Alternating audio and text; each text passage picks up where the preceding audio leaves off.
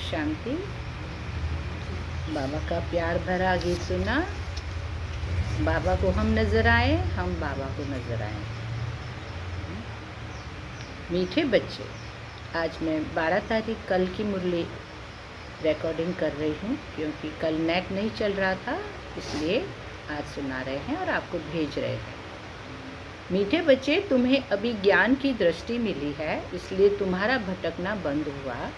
तुम शांतिधाम सुखधाम को याद करते हो। और सारा दिन दिनचर्या में क्या करना है, कहाँ रह कर के यहाँ पाठ अदा करना है? सुखधाम के निवासी होकर, देवकुल के निवासी होकर, शांतिधाम में बाबा के पास रहते हुए हम आत्मा क्या करेंगे? पाठ बजाएंगे। प्रश्न है, देवताओं में कौन सी ताकत है और वह ताकत किस विशेषता के कारण? देवताओं में सारे विश्व पर राज्य करने की ताकत है। वह ताकत विशेष एक मत की विशेषता के कारण है। बाबा की श्रीमत में कितनी ताकत है जो हम ब्राह्मण फॉलो कर रहे हैं? मन से, तन से, समय से, श्वास से, संकल्प से। तो एक मत की विशेषता से ताकत आती है, और वो मत किसकी है? सर्वोच्च परम पिता शिव बाबा की। वहाँ एक मत सतयुग में होने के कारण वजीर आदि रखने की दरकार नहीं। देवताओं ने संगम पर बाप से ऐसी श्रीमत ली हुई जो 21 जन्म राज्य हम करते। कैसी दुनिया होगी हमारी? सतयुगी दुनिया कैसी होंगी?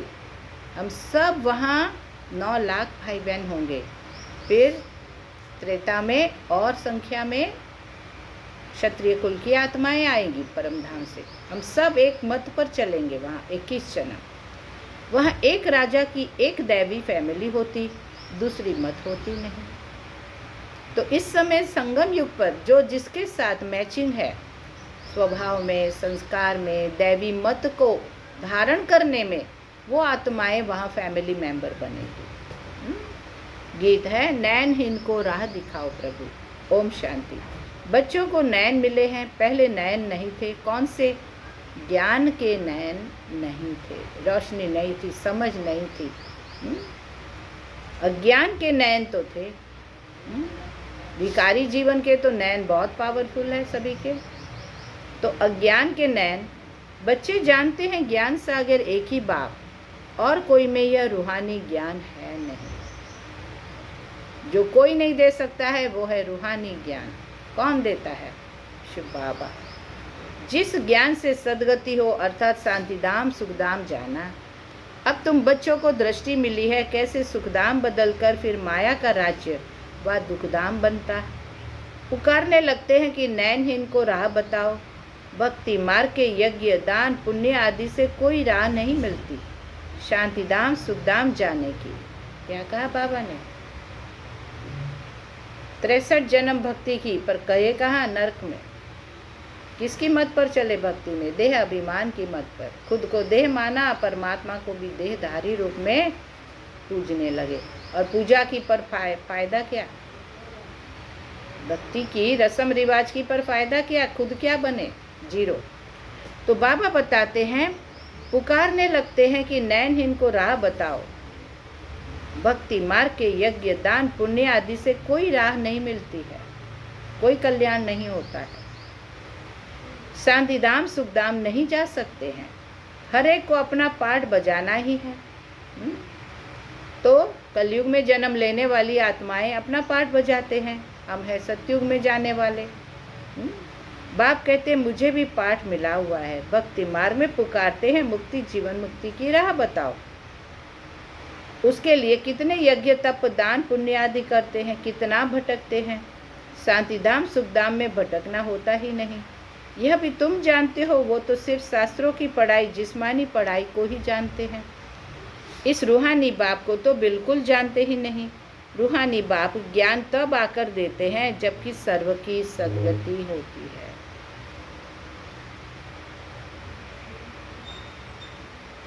कौन सा समय है अभी?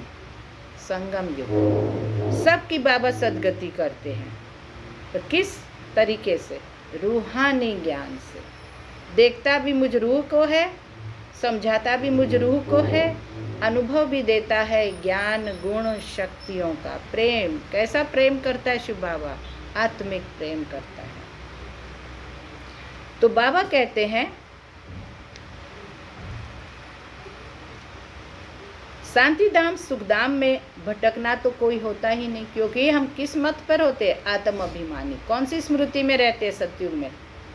मैं आत्मा, सोल कॉन्शियसनेस। इसलिए वहाँ भटकन नहीं है। हाँ, यहाँ कलयुग में तो हम भटकते रहते हैं रावण की मत पर। तुम जानते हो वो तो सिर्फ शास्त्रों की पढ़ाई और जिस्मानी पढ़ाई को ही जानते हैं संसार वाले। इस रूहानी बाप को तो बिल्कुल ही जानते नहीं। रूहानी बाप ज्ञान तब आकर देते हैं जबकि सर्व की सद्गति होती है। पुरानी दुनिया बदलनी है, मनुष्य से देवता बनते हैं, फिर सारी सृष्टि पर एक ही राज्य होता देवी देवताओं का, जिसको ही स्वर्ग कहते हैं। यह भी भारतवासी जानते हैं। आदि सनातन देवी देवता धर्म भारत में ही था। उस समय कोई धर्म नहीं था, हम सब दिव्य गुण वाले थे, एक मत पर थे। इसलिए वहाँ क्रिश्चियन और इस्लाम धर्म, बौद्ध धर्म, कोई धर्म दूसरा धर्म था ही नहीं, क्योंकि सच्चा धर्म है दैवी मत वाला, रूहानियत वाला। इसलिए वहाँ एक ही धर्म पर सब हम सतयुग की आत्माएं हाँ एक साथ वहाँ पाठ बजाते हैं। वहाँ कोई लड़ाई नहीं, कोई झगड़ा नहीं, कोई गिरावट नहीं, कोई अपवित्रता नहीं। तुम बच्चों के लिए अभी है संगम युग, बाकी सब है कलयुग में। तुम पुरुषोत्तम संगम युग पर बैठे हो। जो जो बाप को याद करते, बाप की श्रीमत पर चलते, वे संगम युग पर है, बाकी कलयुग में है। अब कोई सॉवरेंटी किंगडम तो है नहीं, अनेक मतों से राज्य चलता। सतयुग में तो एक महाराजा की ही मत चलती है, वजीर नहीं होते।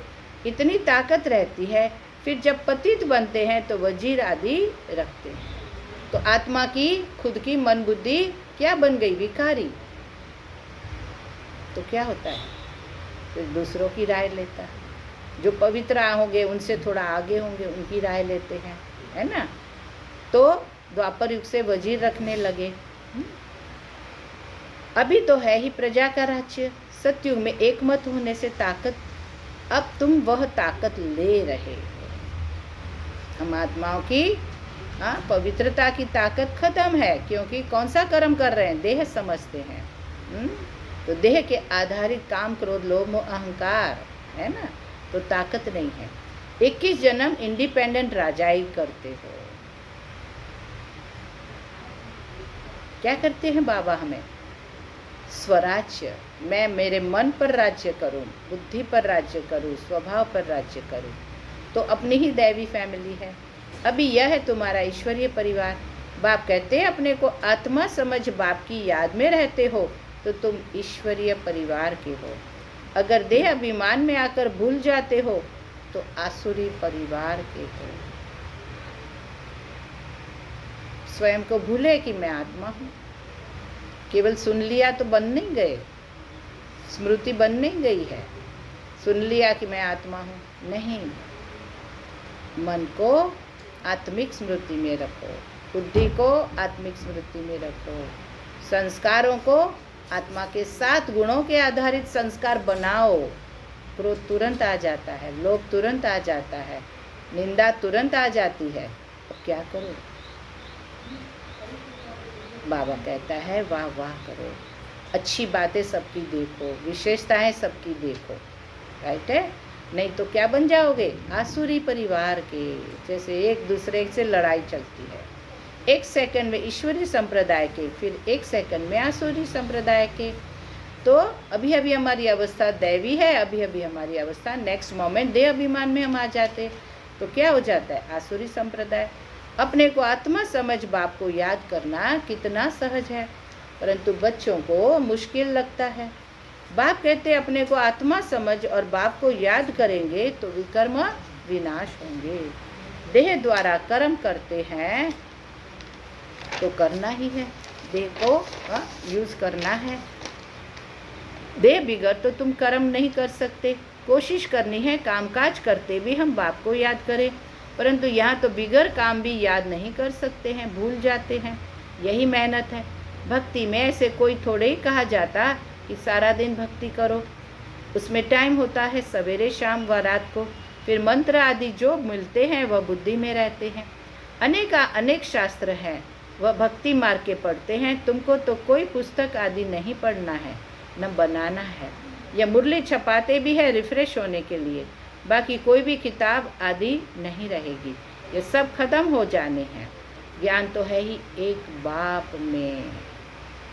दुनियावी किताबों में ज्ञान नहीं है। ज्ञान है ओरिजिनल ज्ञान सागर शिव बाबा के पास। कौन सा ज्ञान है? संपूर्ण रूहानी ज्ञान, संपूर्ण दिव्य गुणधारी बनने का ज्ञान, संपूर्ण योग का ज्ञान, संपूर्ण पवित्रता का ज्ञान। तो ओरिजिनलिटी किसके पास है? एक शिव बाबा के पास। अब देखो, ज्ञान विज्ञान भवन तो दुनिया में मकानों के नाम रखते हैं, जैसे कि वहाँ योग और ज्ञान सिखाया जाता हो।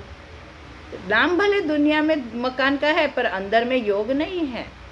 बिगर अर्थ ऐसे ऐसे नाम रख देते हैं। कुछ भी पता नहीं है कि ज्ञान क्या है, विज्ञान क्या है। अब तुम ज्ञान और विज्ञान को जानते हो। योग से होती है हेल्थ, जिसको विज्ञान कहा जाता, और यह है ज्ञान जिसमें वर्ल्ड की हिस्ट्री ज्योग्राफी समझाई जाती है। वर्ल्ड की हिस्ट्री ज्योग्राफी कैसे रिपीट होती है वह जानना है, परंतु वह पढ़ाई है हद की। यहाँ तो तुमको बेहद की हिस्ट्री ज्योग्राफी बुद्धि में है। हम कैसे राज्य लेते हैं, कितना समय, कब राज्य करते थे, कैसे राजधानी मिली थी, यह बातें और कोई की बुद्धि में नहीं आती। बाबा के ज्ञान से हम लोगों को जागृति आ गई है कि मुझ आत्मा का पार्ट भविष्य में क्या है।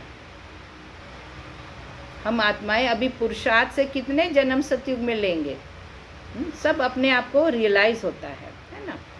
बाप ही नॉलेजफुल है। यह सृष्टि चक्र कैसे फिरता है बाप समझाते हैं।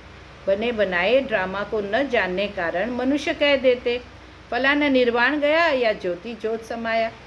तुम जानते हो सब मनुष्य मात्र इस सृष्टि चक्र में आते हैं, इससे कोई एक भी छूट नहीं सकता। गॉड का फरमान, गॉड ने, शिव बाबा ने सच्चा ज्ञान सुनाया। कोई मोक्ष नहीं पाता, सबको नंबरवार पार्ट बजाना ही है। बाप समझाते हैं मनुष्य की आत्मा एक शरीर छोड़ दूसरा लेती। कितना बड़ा ड्रामा। सब में आत्मा है, उस आत्मा में अविनाशी पार्ट भरा हुआ है। इनको कहा जाता है बनी बनाई बन रही। अब ड्रामा कहते हैं तो जरूर उनका टाइम भी चाहिए। बाप समझाते हैं यह ड्रामा 5000 वर्ष का है। भक्ति मार्ग के शास्त्रों में लिख दिया है ड्रामा लाखों वर्ष का है। इस समय ही जबकि बाप ने आकर सहज राजयोग सिखाया था, इस समय के लिए ही गायन है कि कौरव और गौर अंधियारे में थे, पांडव रोशनी में थे। तो कौन सी रोशनी? ज्ञान की। वे लोग समझते कलयुग में तो अर्जुन 40,000 वर्ष है। उनको यह पता नहीं पड़ता कि भगवान आया है।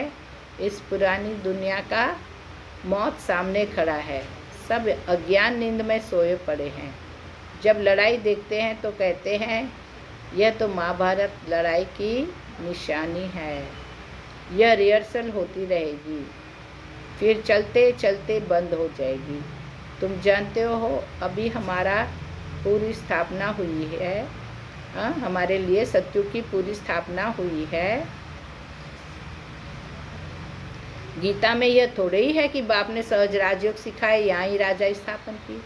संसार की जो लिखी हुई गीता है उसमें ये ज्ञान नहीं है कि परमात्मा खुद आकर के इस विश्व को पावन बनाते हैं, सतयुगी राजाई की स्थापना करते, वो वहाँ वर्णन नहीं है। गीता में तो प्रलय दिखाते हैं और सब मर गए, बाकी 5 पांडव बचे, वह भी पहाड़ों पर जाकर गल मरे।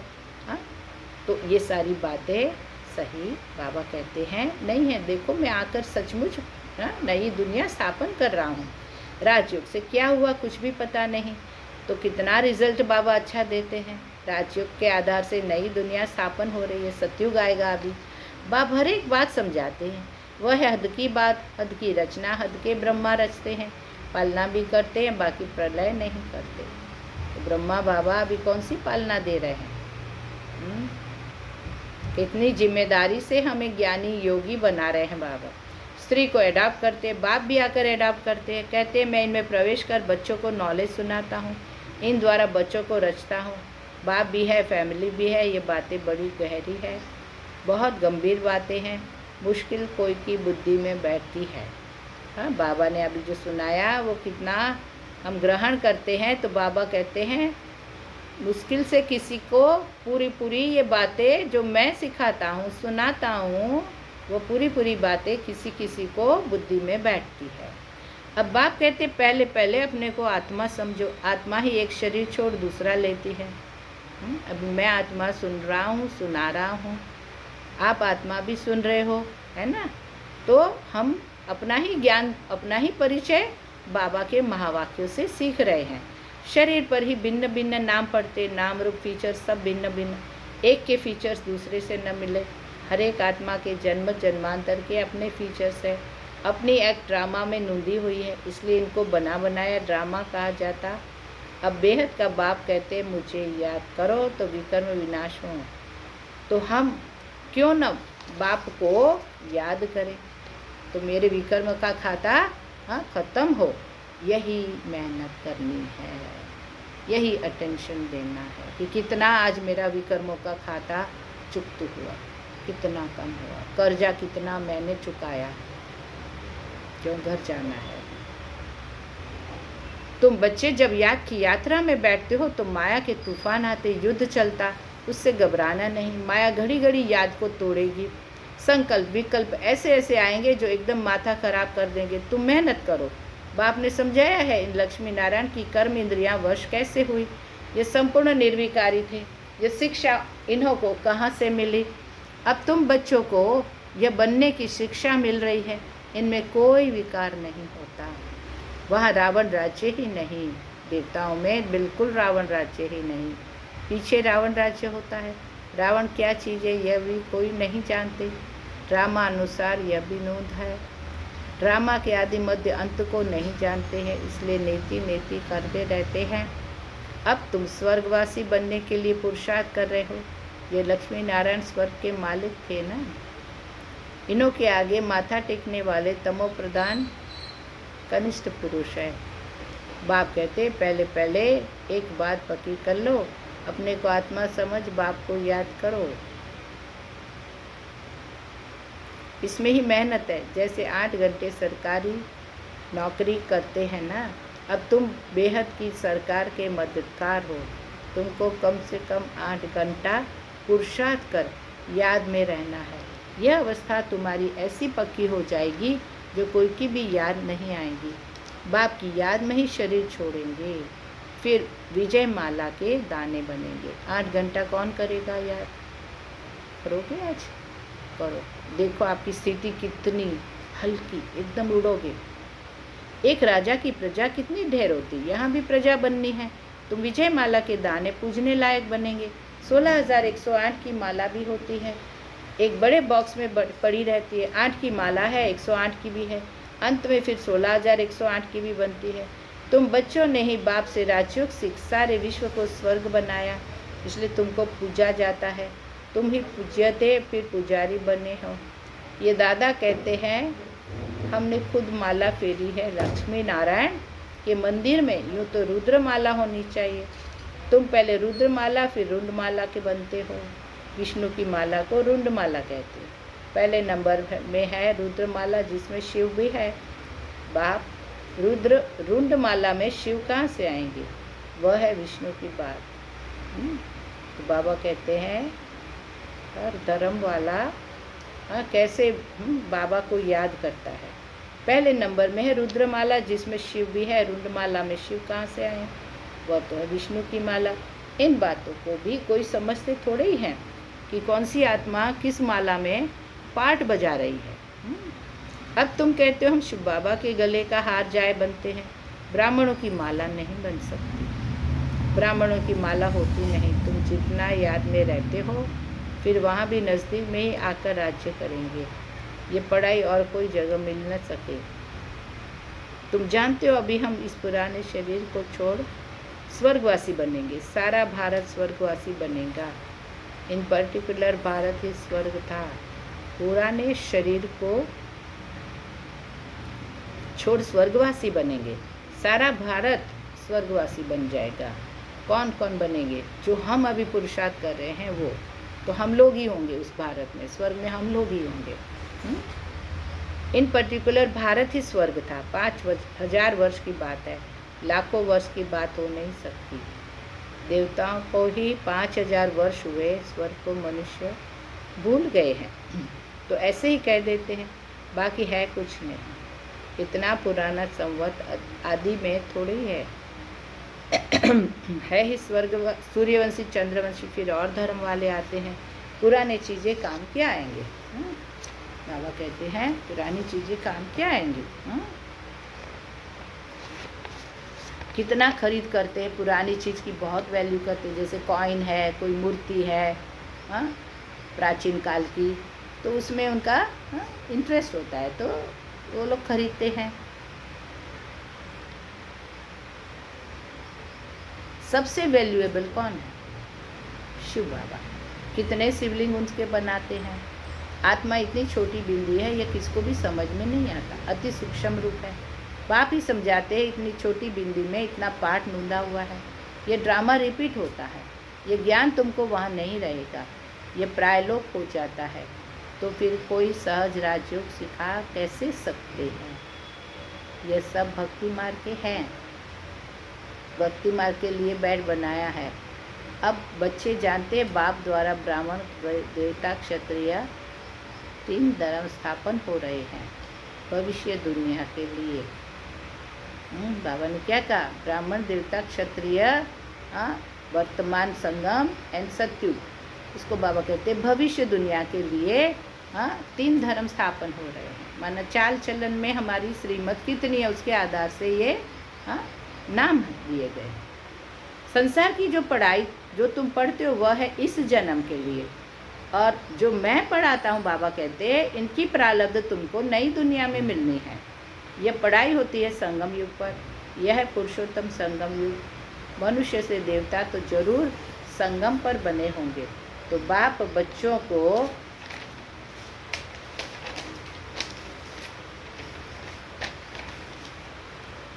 सब राज समझाते हैं।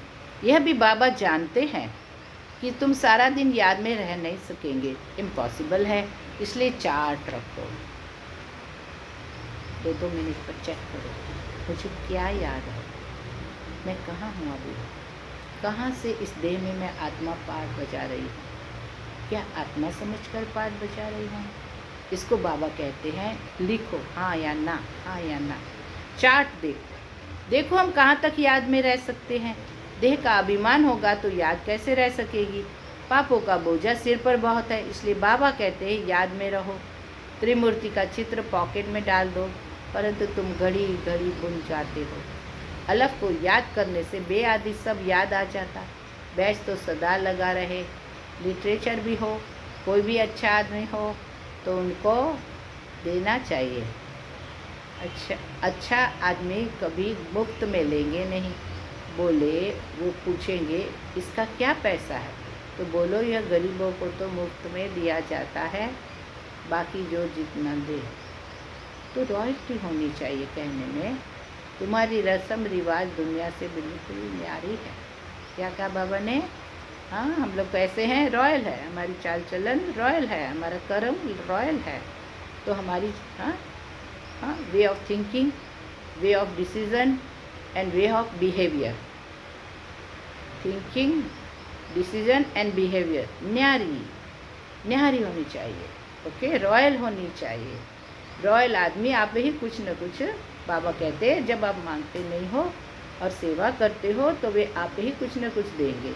यह तो हम सबको देते हैं कल्याण के लिए। कोई पढ़कर भी तुमको पैसे भेज देंगे, खर्चा तो तुम करते हो ना। बोलो हम अपना तन मन धन भारत की सेवा में खर्च करते हैं। अच्छा, मीठे मीठे सिपिला दे बच्चों प्रति माता पिता बाप दादा का याद प्यार और गुड मॉर्निंग। रूहानी बाप की रूहानी बच्चों को नमस्ते। हम रूहानी बच्चों की शिव बाबा को नमस्ते।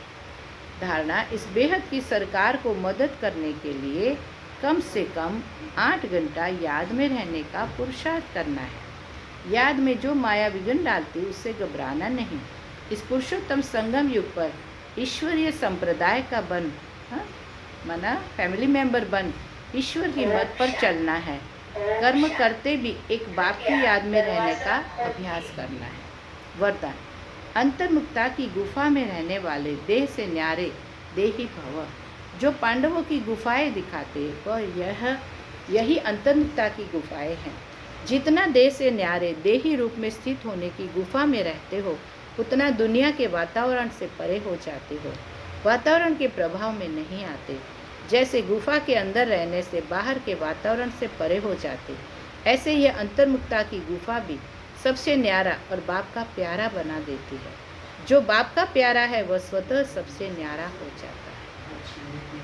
हमारी स्थिति से हम बाबा को कशिश कर सकते हैं। बाबा को कौन आत्मा प्यारी लगेगी? जो अंदर से पवित्र हो। स्लोगन, साधना बीज है, माना अपने आप को पवित्र रखना है, यह है साधना, और साधन उसका विस्तार है। बेन बोलो, लई चल बोलो, तुम निकाले पैम्पलेट आपकी। साधना बीज है और साधन उसका विस्तार है। विस्तार में साधना को छिपा नहीं देना। अव्यक्त इशारा, अंतर्मुखी की निशानी सदा सागर के तले में खोए हुए गंभीर मूर्त। चेहरे द्वारा आत्मिक स्थिति के चिन्ह दिखाई देंगे। एक और मनन चिंतन करने वाला चेहरा, फिर रमणीक अर्थात मुस्कुराता हुआ चेहरा, दोनों ही लक्षण सूरत से प्रत्यक्ष होंगे। अंतर्मुखी सदा हर्षित मुख दिखाई देंगे, क्योंकि माया का सामना करना समाप्त हो जाएगा। माया तुम्हारे पास आएगी ही नहीं। जब आप अंतर्मुखी हो तो आपकी स्थिति को देख करके कोई भी विकार आपको डिस्टर्ब नहीं कर सकते, कोई भी विकार आपको वश नहीं कर सकते, पर आपको ताकत होगी विकार को छोड़ने की, त्याग करने की। ओम शांति। अभी बाबा की याद में बैठेंगे।